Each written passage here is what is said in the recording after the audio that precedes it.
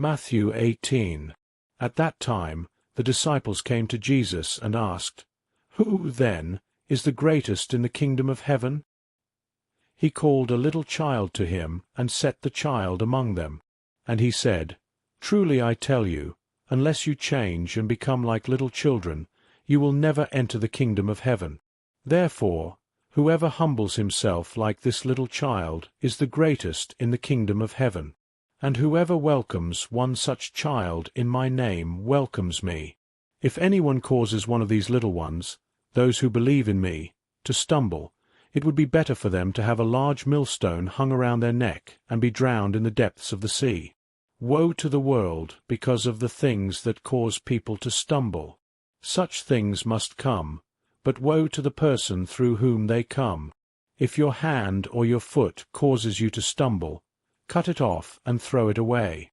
It is better for you to enter life maimed or crippled than to have 2 hands or 2 feet and be thrown into eternal fire. And if your eye causes you to stumble, gouge it out and throw it away. It is better for you to enter life with 1 eye than to have 2 eyes and be thrown into the fire of hell. See that you do not despise one of these little ones. For I tell you that their angels in heaven always see the face of my Father in heaven. 18:11 For the Son of Man came to save what was lost. What do you think? If a man owns 100 sheep and one of them wanders away, will he not leave the 99 on the hills and go to look for the one that wandered off?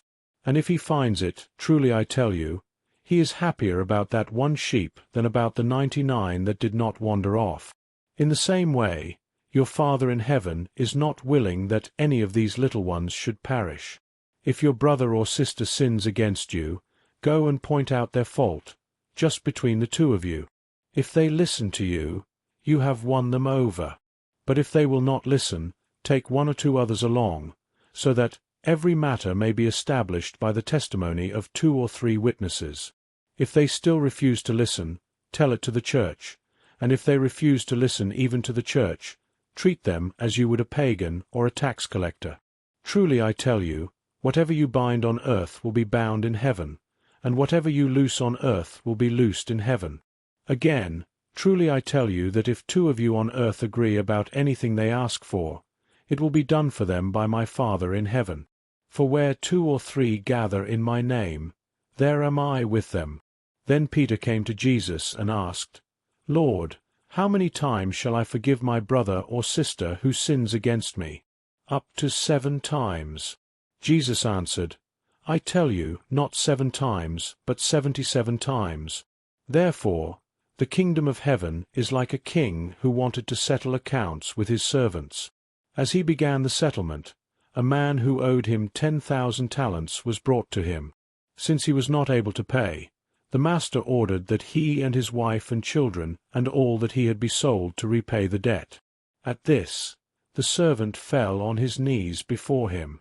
Be patient with me, he begged, and I will pay back everything. The servant's master took pity on him, cancelled the debt, and let him go. But when that servant went out, he found one of his fellow servants who owed him 100 silver coins. He grabbed him and began to choke him. Pay back what you owe me, he demanded. His fellow servant fell to his knees and begged him, Be patient with me, and I will pay it back.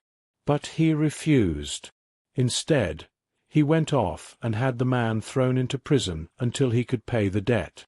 When the other servants saw what had happened, they were outraged and went and told their master everything that had happened. Then the master called the servant in. You wicked servant, he said, I cancelled all that debt of yours because you begged me to. Shouldn't you have had mercy on your fellow servant just as I had on you?